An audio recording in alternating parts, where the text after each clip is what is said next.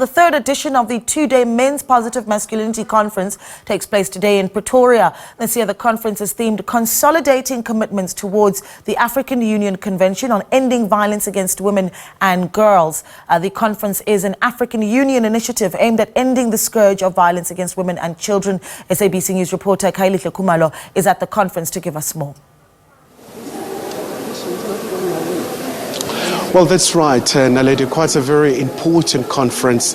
As you know, that the issue of gender-based violence, it's quite a very pervasive scourge. It's a global phenomenon. So this is one of the initiatives by the African Union in dealing with this particular issue, especially in as far as making sure that, the very positive masculinity really just becomes a very important feature in this regard. In fact, we do have Minister Dlamini Zuma here with us. Thank you so much indeed, ma'am, for your time.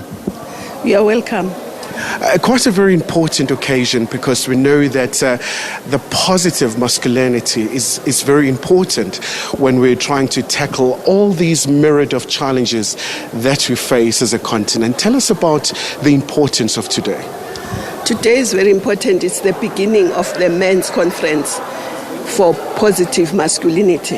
And the significance is that it's the leaders, political leaders, who are leading the charge.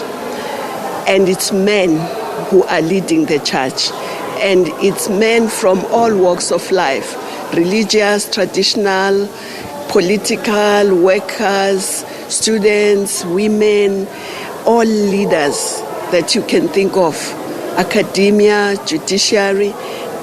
They are going to be participating in this conference because we want to put an end to violence against women and girls.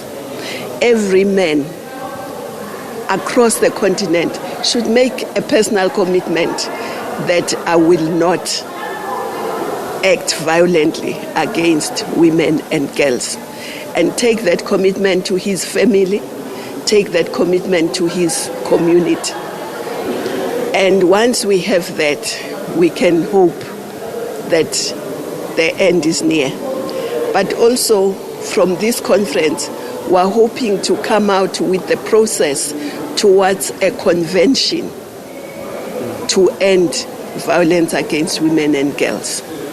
And Minister, obviously you have a number of instruments in place, whether you're looking at Maputo protocols for women empowerment, but also we do know that, for example, the African Union declared from 2020 to 2030 for the inclusion of women and girls in terms of, the financial world and also the economic empowerment as well. Are we likely to see very tangible steps in accelerating these goals? That's what we are fighting for. That we must be there. We are part of this society and we create this society. But now how can we be left out? Society is a loser if women do not participate fully in the economy, in science, in everything that's happening. So, but you have touched a very important part. Access to finance, because women have ideas, but they find it very difficult to get financial support for their ideas. And that's one of the things that we are fighting for. But if there is commitment from men, they run the banks, they run the financial institutions. If they commit to the empowerment of women, it will happen.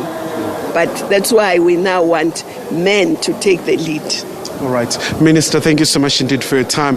Of course, Naledi, that's Minister Dlamini Zuma, responsible for a very important portfolio in South Africa, the women, children, and people living with disability as well. So a very important theme about the empowerment of women, but also for the men in the continent really to be at the forefront in coming up with a solution. So you do have a very number of guests who will be speaking during the course of the day for the next 2 days, looking at all these critical issues. As you know, that the issue of violence against women and children, especially girls, has been identified as a critical impediment for these sectors. So a very important subject matter here.